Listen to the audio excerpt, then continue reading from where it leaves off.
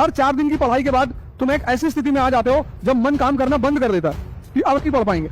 गर्मी आ गई है, सब बढ़िया लखानी का चप्पल ले लो, आराम से चप्पल पहन के आओ, और मच्छरदानी ले लो, वो जो लिक्विड वाले वो सब मत लगाओ, तुम्हारा लंग्स खराब हो जाएगा। और पहला इसके अलावा तुम्हें सबको एक काम करना है, मोबाइल सबके पास, इसको डाउनलोड करना है। तुम घर गए, फोन को तुमने सोचा उस पर फ्लाइट मोड पे डाला, हेडफोन लगाया और लेट गए, कुछ और नहीं करना है, तुम्हें दिशा निर्देश देता रहे, जब तक मैं आ रहा हूं तब तक करके दिखाओ। तुम सिर्फ आप 2 मिनट आज घर जाके करिएगा।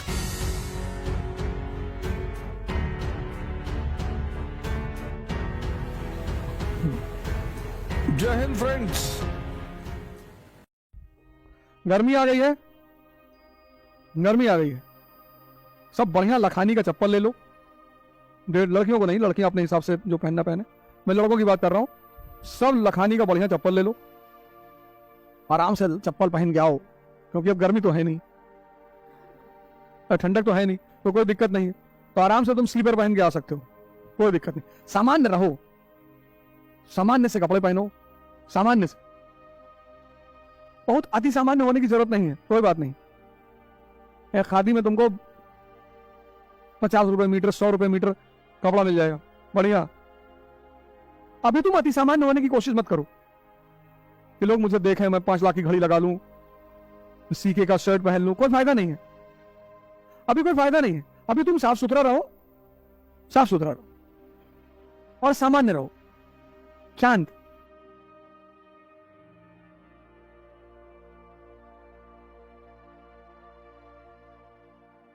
अभी तुम 2 काम करो, एक सामान्य रहो और साफ सुथरा रहो।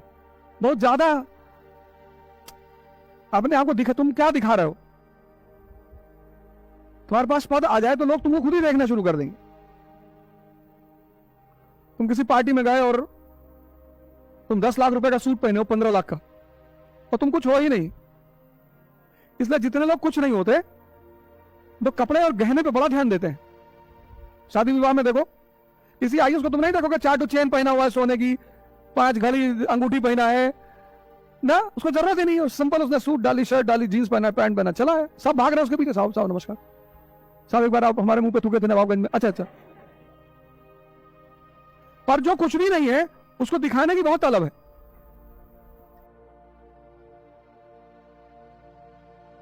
तो जैसे रामचंद्र जी 14 साल जंगल में गायब हो गए, ऐसे तुम भी गायब हो जाओ। जो लोग तुम्हारे जीवन में विधायी बातें तुमसे करते हैं, उनका छोड़ के सबका नंबर डिलीट कर दो।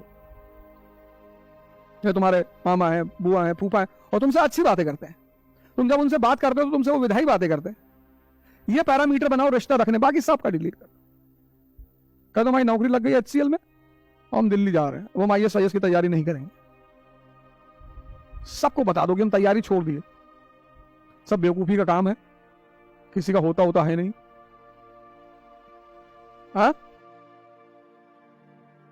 ड्रामा करना तुम्हारा काम है ना।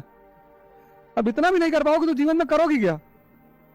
अगर तुम ड्रामा नहीं कर सकती, हमें जहां पर्सनल जरूरत पड़ती है तो हम झूठ नहीं बोलते हैं, नहीं, हम तो ज्यादा ही बोलते हैं। तुम अपना अपना देख लो। हाँ, चक्कर आ रहा है, घर जाओ। देखो, झूठ बोलना एक कला है, सब नहीं बोल सकते। सच बोलना कोई कला थोड़ी है। सूरज चमक रहा है, ये सच है, लेकिन सूरज अवध ओझा की शक्ति की वजह से चमक रहा है। अगर मैं इसको साबित कर ले जाऊं और देश दुनिया का 80% लोग मानने लगे, तब मैं योग्यता, तब इसको बोलते हैं योग्यता, क्षमता।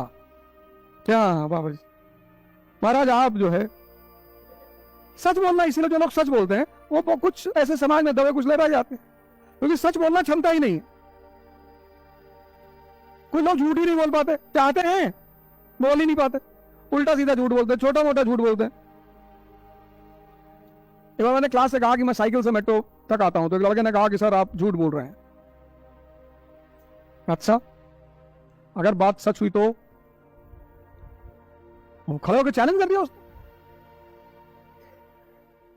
कई बार होता है, जैसे एक बार मैंने लड़कों से कहा, मैं एक सेमिनार ले रहा था, मैंने कहा कि विवेकानंद की वो वाली फोटो लगा लो जिसमें लिखा हुआ arise awake and do not stop till the goal is reached. तो लड़का आगे ही बैठा था, कहा आपके मोबाइल में है?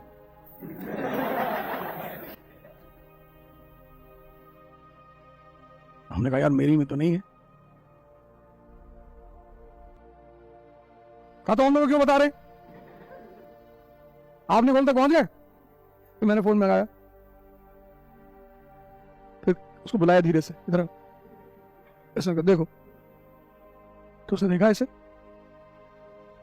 हमने कहा अभी सबके सामने मैं कह देता तुम्हारी बेइज्जती होती, तुम बड़ा ग्लानि महसूस करते। 3000 लोग बैठे हुए हैं।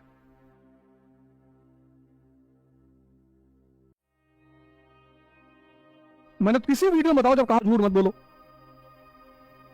कहा ही नहीं सकता। जो काम मैं करता हूं मैं दूसरों को मना ही नहीं कर सकता, संभव ही नहीं,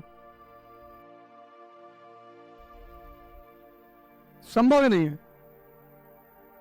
और मच्छरदानी ले लो, वो जो लिक्विड वाले, वो सब मत लगाओ, तुम्हारा लंग्स खराब हो जाएगा।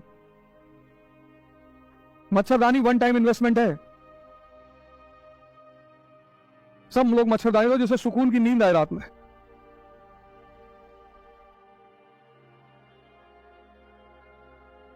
और नींद नहीं आए, डीडी बसु उठा लो, अपने आप आ जाएगी। 4-5 किताबें मैं बता देता हूं, वो नींद लाने की बेहतरीन किताबें। एक हिस्ट्री की किताब है सुमित सरकार, बहुत शानदार किताब। उसके बाद 3-4 लाइन पढ़ोगे डीप स्लीप में चले आओगे। वो खड़ा होकर पढ़े, खड़ा होकर नींद अगर तुमको आ रही है कि, इसीलिए तो तपस्या मतलब कष्ट देना, कष्ट देकर ही किसी चीज को तोड़ा जा सकता है। जैसे अगर हमें इस कुर्सी को बदलना है तो इसको गलाना पड़ेगा। अगर इसमें बर्फ रखेंगे तो ये बदलेगी नहीं? बदलेगी। तब मतलब हीट, किसी भी चीज को बदलने के लिए हीट देनी पड़ती है। तो तुम्हें अपनी आदतों को बदलना है तो तुम्हें अपने आप को हीट देना पड़ेगा। पेन, दर्द, तो तुमको मान लो बहुत नींद आती है, तुमने डाइस ले लिया, खड़ी होकर पढ़ने लगी। अब अगर खड़े होकर भी नींद आ गई,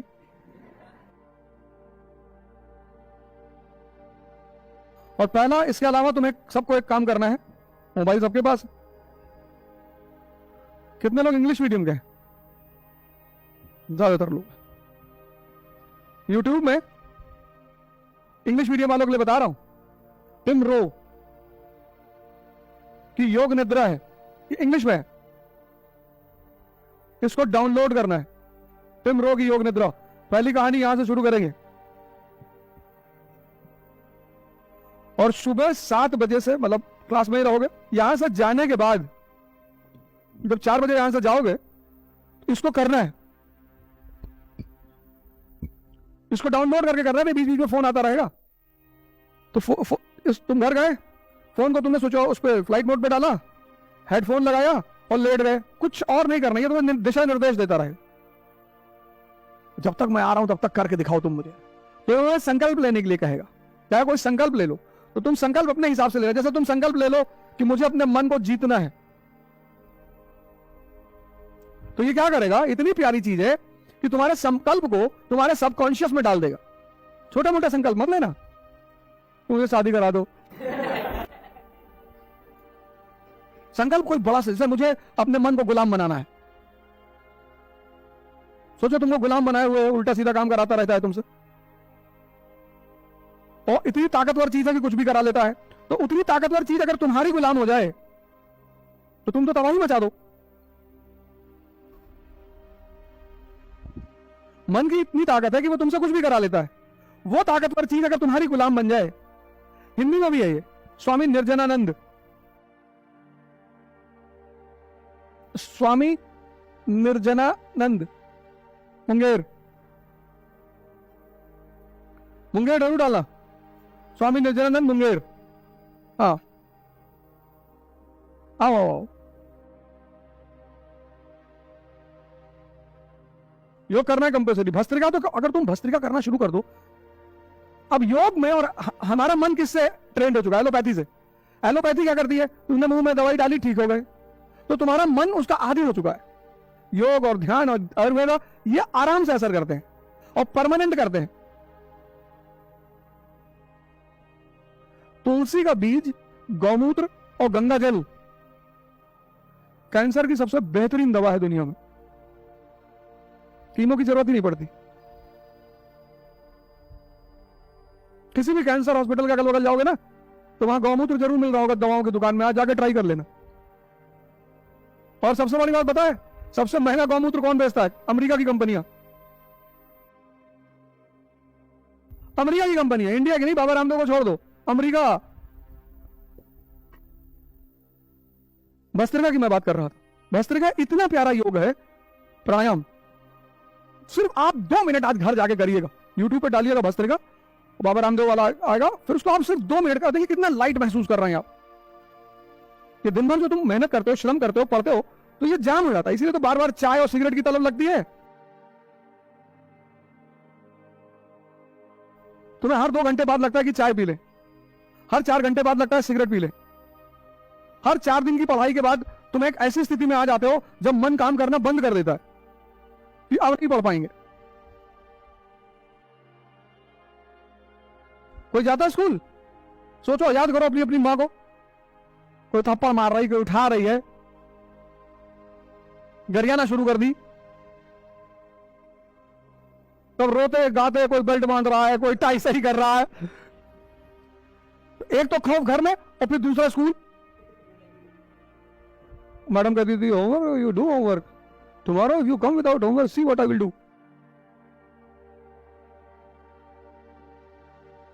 मतलब 9th क्लास 8 तक ऐसा कोई दिन नहीं रहा होगा जब मैं मारने नहीं गया हूंगा, कुछ ना कुछ उल्टा सीधा करना है। 6-7 तक बहुत डिसेंट रहे, उसके बाद पता नहीं कौन सी ब्रह्म सवार हो गया। 11-12 में तो मतलब ही नहीं, स्कूल और क्लास हमारे इशारे पे चलती थी कि ऐसे आधा से ज्यादा टीचर निकाल देता था मुझे, हो जा sir, you get out from the class.